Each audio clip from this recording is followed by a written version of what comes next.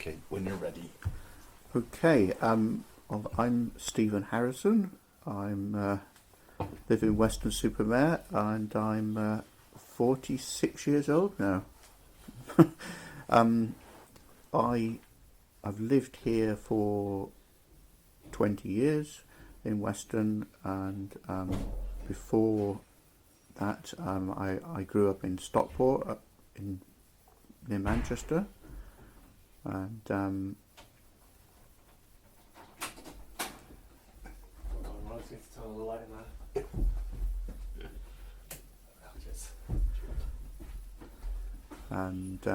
yes, I grew up in Stockport near Manchester, and basically interests in all sorts of things. Basically, trains being one of them. I love my trains, and interest in there are LGBT railway groups and model railway groups on Facebook, which is interesting as well. And I think, that sort of gay people being interested in trains, I think blows out some of the stereotypes out the water in many respects. And I like football, I like having a drink in the pub. I think I'm just quite a ordinary guy, and I just happen to be gay, and that's the way it is, really. So yeah, I've worked in over the years in business travel, doing railway tickets, which was a bit of a busman's holiday, issuing railway tickets for people, and later on I worked in the Tourist Information Centre in Weston, so for a few years, and I've got a real love of Weston. I've even got it tattooed on my arm. So yeah, I did that quite a few years ago. So and then from there, I obviously coming out. I came out in 1996, and I'd known how I felt for a long time, going back to, I suppose, even at school, specifically in senior school, or high school as we called it there. But I suppose I didn't realise it at the time, but maybe at the ages of sort of 12, I had a crush on a boy that was in my class, and he was a lovely guy, and I just remember there was something. And at the time, I didn't quite know what was going on in my head, sort of thing. But equally, later on in my first job, I worked in a company in a place called Wythenshawe, which was just outside Manchester. I used to get 3 buses there each way, all for £29.50 a week on a YTS. 3 buses each way every day.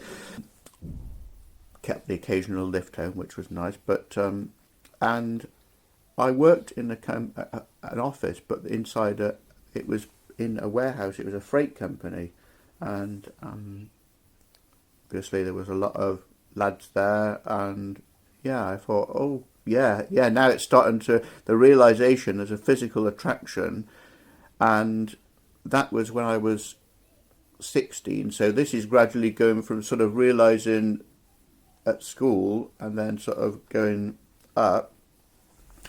And then for many years I did different jobs, and still had all the same feelings, but I was quite a quiet lad, to be honest, pretty shy, to be honest, and I didn't really sort of go out anywhere. I used to go to work, but other than that I used to come home. And then when I was 23, something happened in my life, which was basically the office where I worked was blown up by the IRA in the 1996 bomb in Manchester. and it was sort of the whole area, but our office was absolutely decimated. And basically, one of my friends who was my boss, who I'm still in contact with, he had to go in a few days later to try and retrieve bits. And he said basically from where the windows were to where the wall was on the other side, all the glass was embedded on the wall, and we would have been sat in between. So it didn't really, you do think, oh bloody hell, yeah, you think might not be here. So from that day, things took on a very different. I don't know. I suddenly felt it's time to be yourself. It's time to actually sort yourself out. A light bulb moment. Almost. A light bulb moment, correct. Yeah, definitely. So I thought, right, okay. So we moved into a new office, actually I suppose it was a new office because they never went back. Our office used to be in I don't know if you heard, the Arndale Centre in Manchester. Well, above the Arndale Centre there's a tower block, and it actually says Arndale Centre on the top of it, lit up at night. That was where I worked. I used to quite like working in there because you could just nip down in lunchtime, just walk around the shops, not have to put your coat on if it was pouring down. It was great. But so we moved to a new office nearer to Piccadilly Gardens in the city centre, and not long after that, this chap started working there, and I'd noticed him. I thought, oh, he's an attractive guy, and I was pretty sure he was gay. So we struck up a friendship, and became good friends. I wanted there to be more, but alas, it wasn't to be. But we became good friends, and we used to go out and things like that. And I also went. I phoned a friend of mine, Jackie, and I said I just need to talk to somebody. So she said, "Oh, come round after work." And I sort of basically came out to her, and Jackie, being Jackie, is quite a blunt sort of person. She said, "Right," she said, "there must be some kind of switchboard or help desk that can help you, that you can phone for advice." So she said, there must be something that a switchboard you can phone for advice. So I did, and of course they said, "Oh, you can come along. We've got a meeting, and it's tomorrow night." So I thought, well, that's doesn't give me any time to think about it. So it's there, like, okay. So off I trot, and I said to my mum and dad, I said, because of course I didn't go out a lot in the evening, so for me not to be there, so I said, tomorrow night I'll be out at a car hire promotion from work. It's the best thing I could think of at the time. Anyway, so I go to this group, and everything went really well. I'm one of the first people I spoke to, a chap called Jeff, who's still a friend, 20-something years later, and he's still a friend. He lives up north. We're still in contact, and from there, as I say, we went to a bar, and I used to go to the group regular and socialise, and it was really nice. So I do remember, though, the next day I got home, and I said to my mum, I said, I told you I was at a car hire thing last night, didn't I? She said, yeah. I said, well, I wasn't. Where were you? So I told her where I'd been, a gay social group and gay pub, and that was how I told her. And she was very good about it, and we chatted, and then said, well, how, we're going to speak to your dad. We'll both speak to your dad. So we did, and as I say, my mum was very good about it. My dad, personally, I think my dad and I have got on better since that day. Subtly, and the other thing is, my dad actually said, it all fits into place now. He said it all fits into place, And although, as I say, my mum was very good, I'd say my dad has been very good, very good. So yeah, he was brilliant. I told my brother, and it was a bit, yeah, I told my brother, and he being blunt as ever, said, "Oh, you like blokes and not women?" And I said, "Well, yeah." He said, "All right, do you want a drink?" And that was, but ironically or interestingly enough, we found out about 3 or 4 years ago that my brother is bisexual, and we had no idea. So that's quite. We just didn't know. Again, both my parents, he told, and they were fine. So yeah, that's really good. And then I moved. I was in my job in Manchester, and I visited Weston-super-Mare in 1989 for the first time by train, and I decided I'd like to live there on that point, and then going forward to 1997, get that right, 1997, I left my job in Manchester. I moved to Cheltenham for 1 year, and which is where I met Dean. And basically, then we were just friends at the time, but then I moved to Weston. We made contact again, and then we started dating, and Dean actually moved to Weston, which from Gloucestershire, so he's still in Weston now. And yeah, so we dated for a couple of years, or were in a relationship for a couple of years, and then we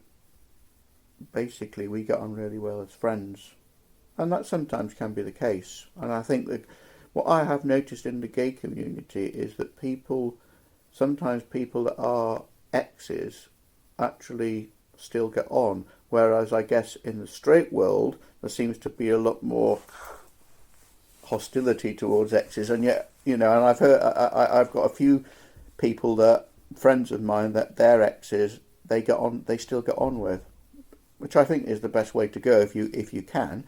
So yeah, I say, so Dean and I get on well as friends, and we're very close as friends. And then going forward quite a few years, I dated a chap that lives in Ilfracombe, and because he actually said, "Oh, you've actually heard of Ilfracombe?" I said, "Heard of it. I've been there loads of times." I said, "I've been on the blooming Waverley and Balmoral to Ilfracombe, so I know where you are." So that wasn't a long-term relationship, but we got on well. We still speak most days. I'll go and sort of. He's got a big garden which he opens to the public once a year, so I'll go and sort of give him a bit of a hand with that, and we're in regular contact. He visits, and I feel that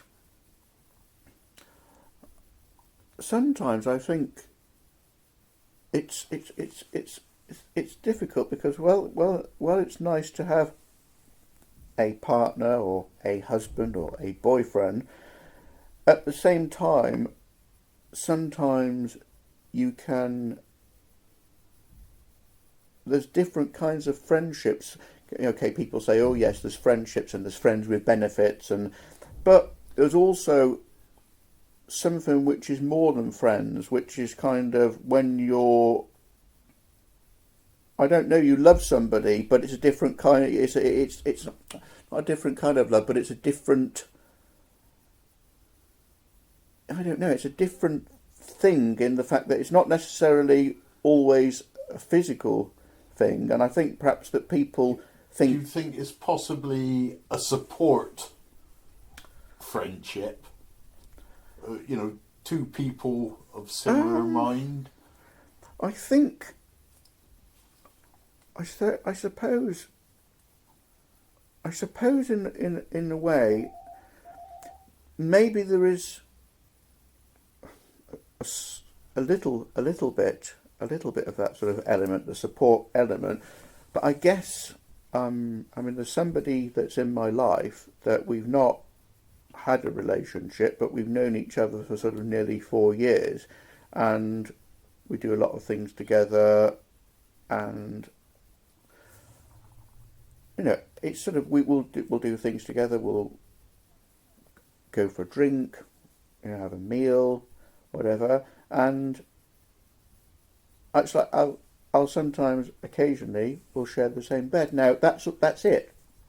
That is it. But I just like the fact that he's next to me. Nothing happens, and it's a different kind of. It's not a different kind of love, but it's a love in the fact that he means a lot to me, and I really love him. But it's a different.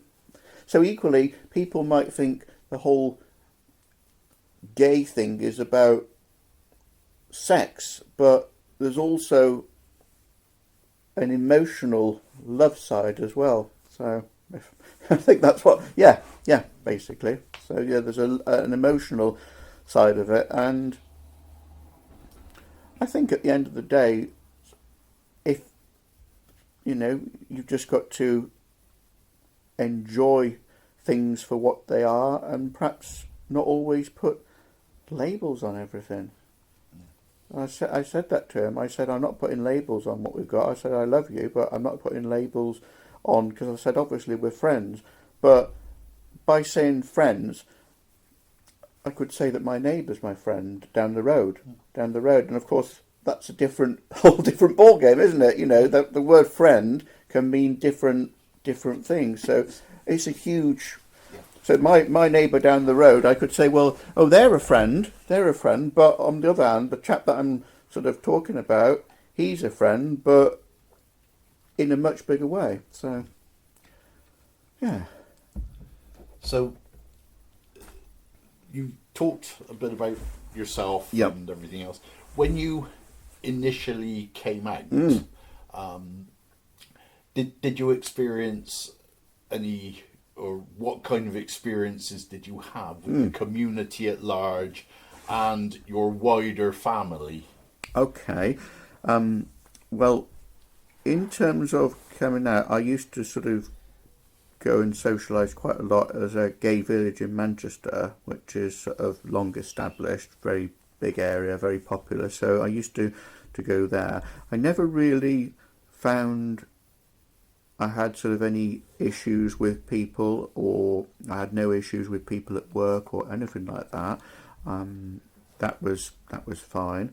And then, in terms of my family, as I say, my parents were good. My brother was good. Told my granddad, and he was okay. He was good in the end. Actually, in the end, he was fine. And I think sometimes the actual person that you are, he obviously, we had a very good relationship, and I think that, when it's actually one of your own, it makes you realise, well, actually, this is my grandson, we've done all these things together, he's still the same person, whatever he is. So, we got on really well, and he met Dean.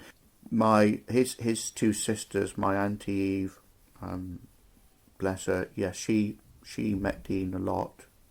They got on really well, actually. They had a nice chat one evening when Paul and I went, my brother Paul, we went to a OMD concert in Bristol, and she came with Paul to stay for a few days, and Dean and her had a nice chat, and Dean often says, I remember that, it was a lovely evening chatting with Auntie Eve, because she must have been about 87 at the time, and she was very accepting. She said the friendship that you and Dean have got is really lovely. Dean was telling me once I'd come back from the concert, and two of her friends when she lived in her flat were a gay couple, Ian and John, and I'm in contact with John now, which is nice.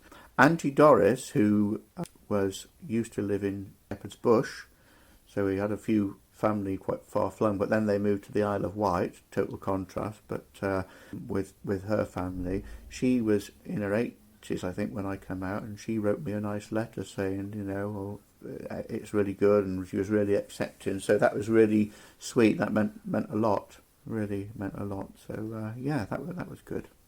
So, with regard to Pride, the first Prides that I attended were ones in Manchester, probably in the late sort of 90s, that sort of time. A few of them, and then I moved down to Cheltenham, and then on to Weston, and I've not really been to any Prides for quite a while, and then Weston Pride sprung up. I think this is going to be at 6 years, so it sprung up a few years ago, and basically I went along to some of the first sort of North Somerset LGBT forum meetings that were held at what was the Badger Centre then, and went along to a few of those.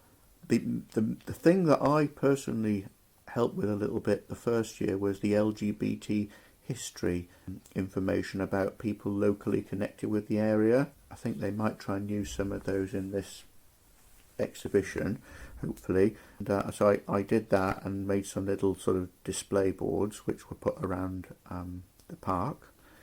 That was my main sort of involvement.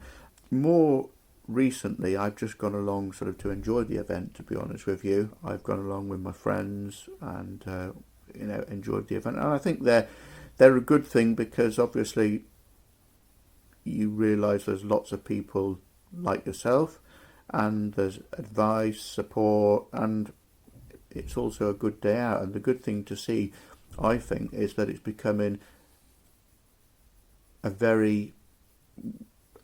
everyone comes to it. Gay, lesbian, bisexual, transgender, straight. Yeah. So loads of people come to it, and I think that's good because it's an inclusive thing. And so I think it's good. It provides support, information, and a good time, really, a good event.